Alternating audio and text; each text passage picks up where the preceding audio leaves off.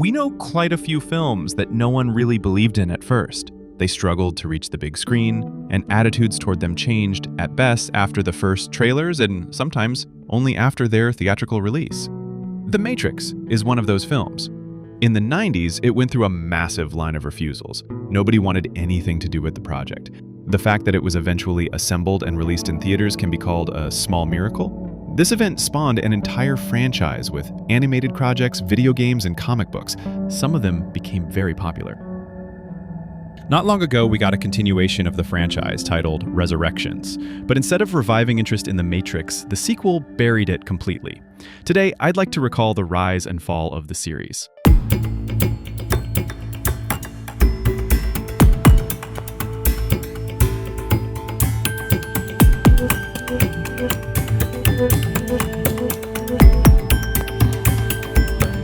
Legend has it that The Matrix was conceived before the filming of Assassins, and that film somehow helped it take shape. It was the very first screenplay by the then brothers Wachowski. In Hollywood, a real battle broke out over it. It was considered at least excellent, and all the studios started throwing money at the Wachowskis. The first $2,000 came from Mel Gibson. He asked to hold the script for a day so he could think it over and bring in producer Joel Silver, who at the time was working with Warner Brothers. Silver eventually paid the Wachowskis $1 million. The deal included several future scripts from the Wachowskis, which they would have to show Silver first, and only if he passed could they offer them elsewhere.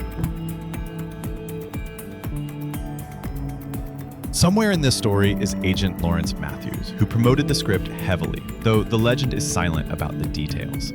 The whole of Hollywood wanted to star in the movie. Initially, Mel Gibson was set for the lead, then Arnold Schwarzenegger, and even Wesley Snipes was attached. In the end, nothing came of it. They were all too busy. The film was ultimately directed by Richard Donner, who took it on thanks to a recommendation from Gibson. The lead roles went to Sylvester Stallone and Antonio Banderas. Donner, like Gibson, didn't like the script and changed it. When Stallone came aboard, he refused to play the villain, so the script had to be rewritten again. Banderas wasn't big enough at the time to get equal screen time with a major star, so that had to be adjusted too. Later, Stallone would be blamed for it. If he had played the villain, the script wouldn't have been butchered and the movie would have worked better. This is standard practice in Hollywood. If there's a problem somewhere and Stallone is nearby, you can always blame him. It will always sound believable. In the end, nothing remained of the Wachowskis' original script except for the basic idea of rival assassins. The Wachowskis later said that the material Donner and Stallone cut out ended up being used in the partially completed script for The Matrix. The Wachowskis even tried to have their names removed from the credits of Assassins, but because enough of their work was still in the slang, the Writers Guild didn't allow it. Even though Assassins was a box office flop, it didn't hurt the Wachowskis' careers. They continued working with Warner Brothers on several projects, one of which was V for Vendetta. In the late 1990s, that project stalled, but in the mid-2000s, it rose from the ashes with the Wachowskis as producers. They also kept pushing The Matrix, which they wanted to direct themselves. Since the budget was estimated at $40 to $50 million, no one was willing to give that kind of money to rookie directors, so it kept being delayed. What helped was a small film called Bound, whose script the Wachowskis managed to sell with themselves attached as directors. Later, producer Joel Silver claimed they made that film just to prove they could direct The Matrix. The Wachowskis called Silver a liar, insisting they made it because they wanted to tell a particular story, and others were trying to rewrite a female role for a man. Although Bound wasn't a box office hit, it created a lot of buzz and received excellent reviews from critics and audiences alike. The Wachowskis' direction was widely praised, with many predicting they'd become major talents. As a result, Warner Brothers gave the green light for The Matrix with them at the helm, on the condition that they provide the studio with 600 pages of storyboards to show what the movie would look like. The film was given a $60 million budget, about $100 million in today's money.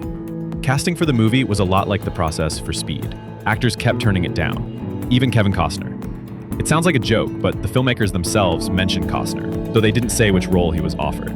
They only clarified that it wasn't Morpheus, which suggests it might have been Agent Smith. Costner is a good actor, but it's doubtful he'd be up for martial arts wire work, and for Trinity, he was already too old. Different sources claim that the first person the Wachowskis wanted for the role of Neo was Johnny Depp. However, the studio was against it, considering Depp a box office liability at the time. Officially, he was never offered the role. Leonardo DiCaprio, on the other hand, was approached, but he turned it down after learning the film would rely heavily on CGI. He didn't want visual effects acting for him. They also tried to approach Brad Pitt, and even Russell Crowe offered the role of Morpheus. But the most famous actor to pass on The Matrix was Will Smith. Perhaps that's because, after refusing, he chose one of the biggest flops of the 90s, Wild Wild West. Smith often says he didn't believe in the project and now regrets it, though he insists he would have ruined the movie if he had taken the role. In hindsight, the filmmakers were probably lucky he said no. Lucky or not, we'll never know. What is certain is that the budget would have been much higher than $60 million. Smith wasn't doing cheap films by then. Perhaps that's why the role was even offered to him in the first place. At one point, the filmmakers became so desperate, they considered hiring one of those very actors whose casting would have been a wild twist. But the studio refused. With such a specific story and a $60 million budget, the studio insisted on having at least one recognizable star. Keanu Reeves was not yet a megastar, so the budget didn't increase for him as it might have for Will Smith.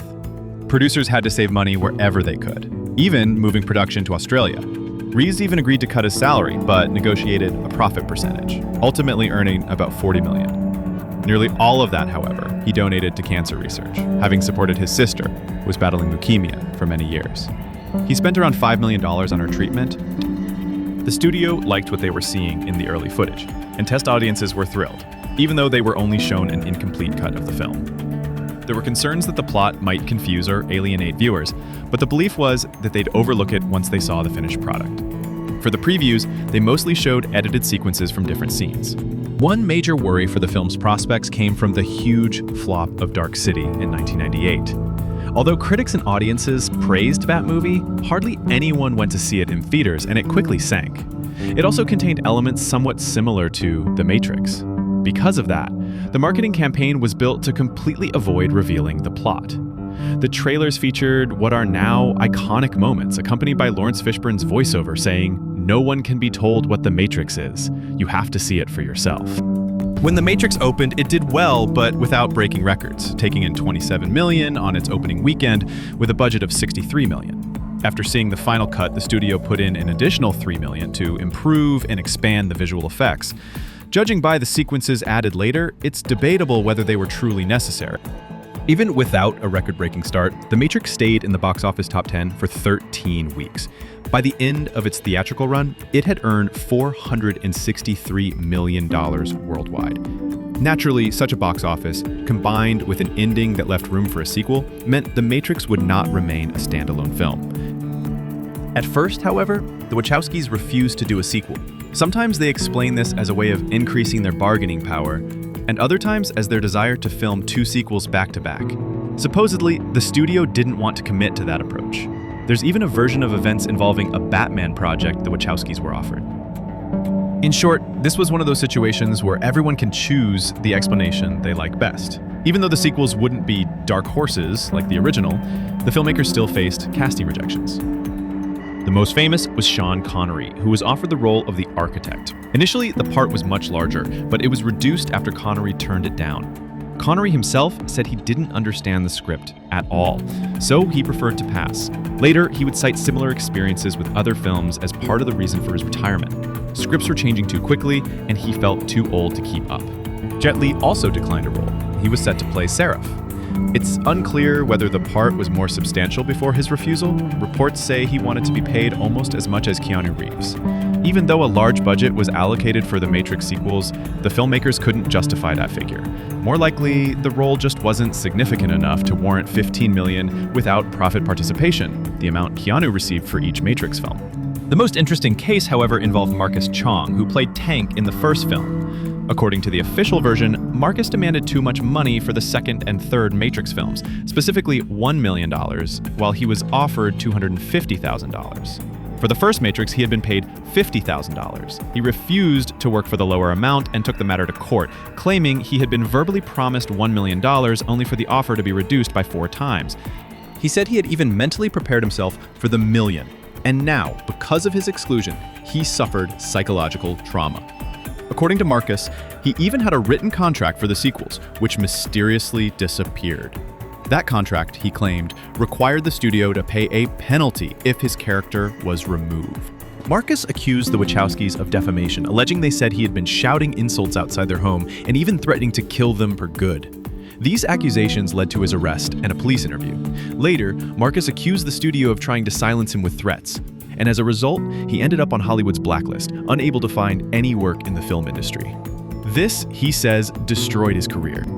For the rest of the cast, things went much better. Everyone received substantial pay raises.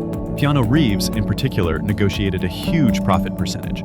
However, during work on the second and third films, when it became clear the allocated budget wouldn't cover all the necessary visual effects, Keanu gave up part of his earnings to fund the effects teams, as he was thinking ahead to the film's potential box office performance.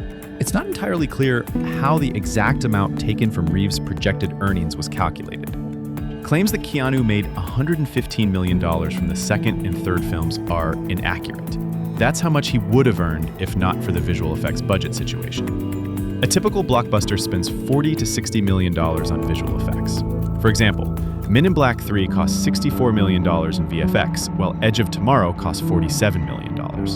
For The Matrix Reloaded alone, visual effects exceeded $80 million, with 90% of the film's shots requiring digital work.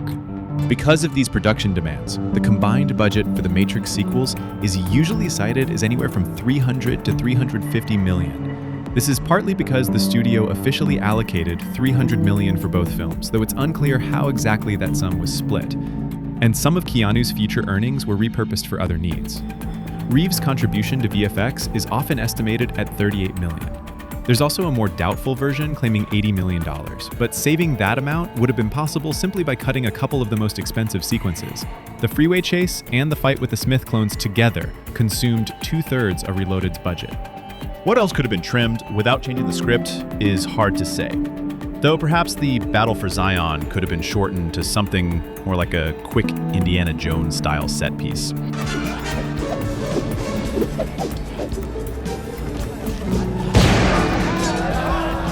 Many crew members recall working on these films with frustration. Cinematographer Bill Pope blames the Wachowskis for the constant overtime and tense atmosphere on set. In his view, they had become too talented for their own good after reading the book The Principles of Stanley Kubrick's work, and they began trying to adhere to those principles in every way possible. Pope says he first met the Wachowskis on the set of Bound, where the atmosphere was friendly and relaxed. When they asked him to find people willing to work for free, he did so immediately, and everyone was happy because the shoot was easy. The production of the first Matrix was similar. There were no shouting matches, no tantrums, no "I'm the boss here" behavior. By contrast, on the second and third films, that attitude was everywhere. Pope remembers those shoots as the worst experience of his career, something he never wanted to repeat. Initially, the Wachowskis insisted on releasing the second and third parts just a few months apart. The studio, however, refused to take that risk. In the end, they compromised by releasing the film 6 months apart, a decision that would later be widely regarded as a major mistake. The marketing for the Matrix sequels was extremely aggressive. At the time, it was considered one of the most expensive promotional campaigns ever for an American theatrical release. Warner Brothers even attached a nearly 10-minute short film, The Final Flight of the Osiris, to various movies like Dreamcatcher to help build hype. The Matrix Reloaded hit theaters in mid-May 2003. In its first 3 days in the US, it earned $91 million.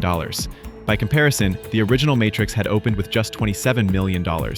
Worldwide, Reloaded grossed $739 million, setting a new record for an R-rated film at the time, dethroning Terminator 2: Judgment Day, which had held the title for over a decade.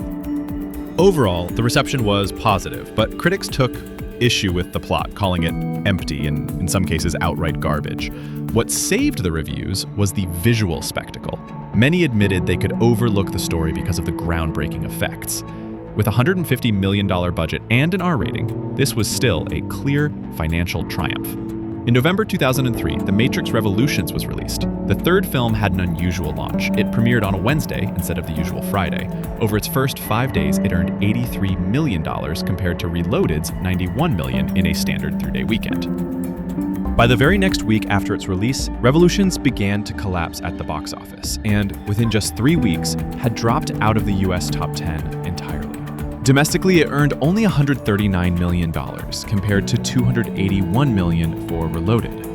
Worldwide, Revolutions brought in just $427 million. If you split the $300 million budget for the two sequels evenly, and remember that additional funds were spent on marketing, then factoring in the theater's share of ticket sales, the third Matrix film actually lost money for the studio. It failed to break even. As noted earlier, even accounting for the criticism of Reloaded, many believe the main problem was the short gap between the two films' releases. 6 months simply wasn't enough time. The second film had been heavily criticized. Many viewers were disappointed, and releasing the follow-up so quickly didn't give audiences time to adjust or become curious again. A similar short gap between Back to the Future Part 2 and Part 3 had once been blamed for a drop in box office for the third entry. That decline wasn't nearly as severe as what happened with Revolutions, but in that case, the second film also hadn't been met with such heavy criticism.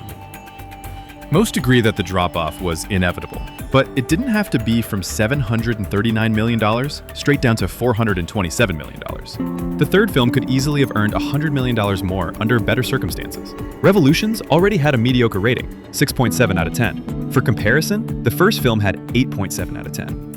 Rumor has it the studio wanted to expand the Matrix universe, and in its early stages, several additional projects were in development. However, after the disappointing results of Revolutions, those plans were put on hold. Following the 2005 failures of the expensive video game The Matrix Path of Neo and the flop of The Matrix Online, all related projects were completely abandoned. The first reports of a new Matrix surfaced in 2017, with actor Michael B. Jordan rumored to be attached. At that time, the Wachowskis were not expected to direct, and the plan was for a brand new trilogy. However, the project never moved beyond the script stage. The film finally entered production in 2019. By then, Andy and Larry Wachowski had become Lily and Lana. The fourth film was titled The Matrix Resurrections. For years, the Wachowski sisters had refused to return to the Matrix universe, and only Lana came back to direct. She explained her decision as a response to the loss of their parents. Lily, in turn, cited the same reason for not returning, saying it was too emotionally difficult. Of all the actors left out of the film, the most notable case was Lawrence Fishburne.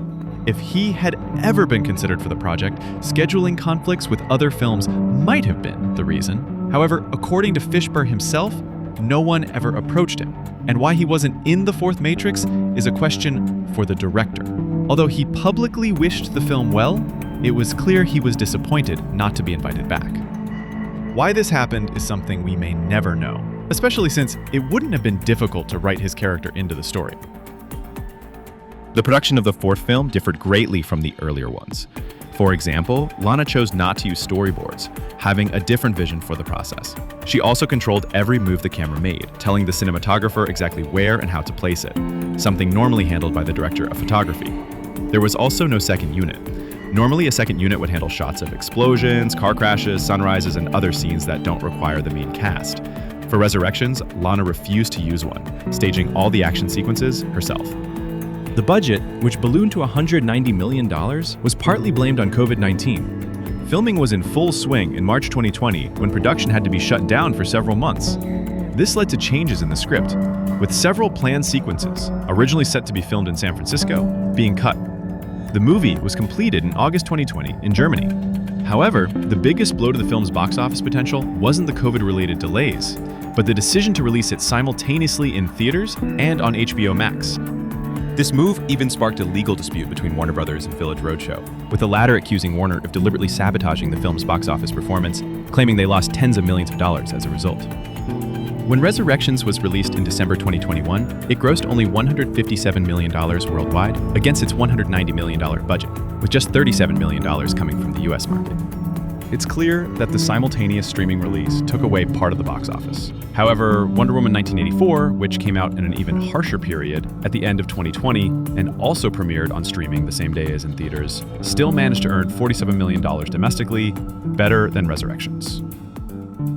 According to HBO Max viewership data, The Matrix Resurrections performed similarly to other Warner Brothers releases like The Suicide Squad, Mortal Kombat, The Batman, and others.